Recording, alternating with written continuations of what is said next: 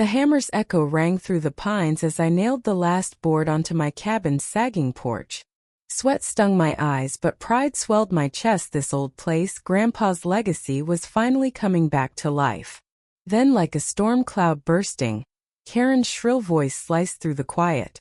"You're violating HOA rules," she screeched, storming across my gravel drive, her manicured finger jabbing at my repairs.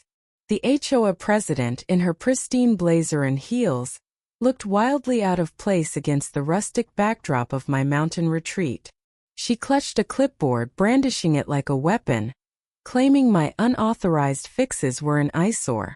I tried explaining calmly at first that the cabin was on private land, outside her jurisdiction. Her eyes narrowed and she spat, "We'll see about that." That night, my mailbox was smashed, and my new lumber was spray-painted with "Comply or Pay." Fury simmered, but I wasn't alone. Grandpa, 78 and wiry as a fence post, had been watching from his rocking chair. "She's a bully," he growled, his voice low but steady. "And bullies need a lesson." I dug through county records expecting a fight, but what I found was dynamite. Karen had been skimming HOA funds for years, funneling them into her own landscaping business. The truth hit like a thunderclap. She wasn't just a control freak. She was a crook. Armed with evidence, I called a neighborhood meeting, ready to expose her. But Karen wasn't one to go quietly. She'd heard whispers of my plan and came prepared, her lawyer in tow, ready to slap me with a lawsuit for defamation. The meeting hall buzzed with tension, neighbors packed shoulder to shoulder, their murmurs like a swarm of angry bees. Karen stood at the podium, all smug confidence, accusing me of tarnishing the community's aesthetic harmony. I stepped forward, heart pounding, and laid out the receipts, bank statements, invoices, proof of her embezzlement. Gasps rippled through the crowd. Then, out of nowhere, old man Jenkins, the reclusive widower who rarely left his cabin, shuffled to the front. In a trembling voice, he revealed Karen had strong-armed him into paying fines for his overgrown lawn, fines that mysteriously never reached the HOA. The room erupted. Karen's face drained of color, her clipboard clattering to the floor.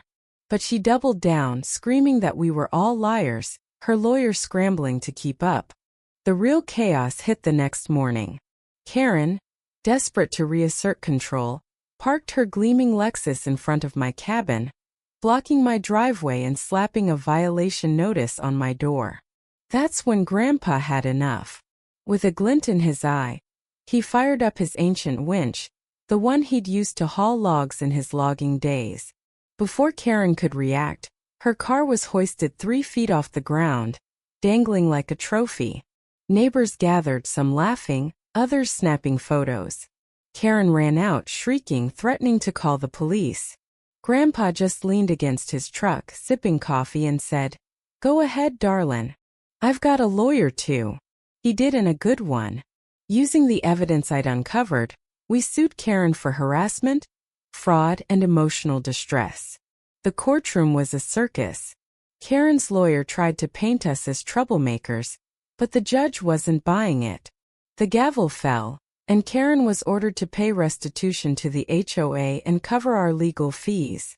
Her landscaping business collapsed under the weight of audits, and she slunk out of town, her reputation in tatters. Standing on my repaired porch, the mountain air crisp and clean, I felt lighter than I had in months. The cabin gleamed, not just with fresh paint but with the glow of justice. Grandpa, grinning beside me, said, "Sometimes you gotta lift more than lumber to fix what's broken." The neighborhood felt different. 2 neighbors waved again, shared beers, planned a community potluck. Karen's reign had taught us something. Power unchecked festers, but truth and grit can tear it down. I learned to stand taller, to fight smarter, and to lean on the stubborn wisdom of those who've seen more winters than I have. What do you think was Karen's downfall, fair? Or did we go too far? Share your thoughts. I'm curious where you stand.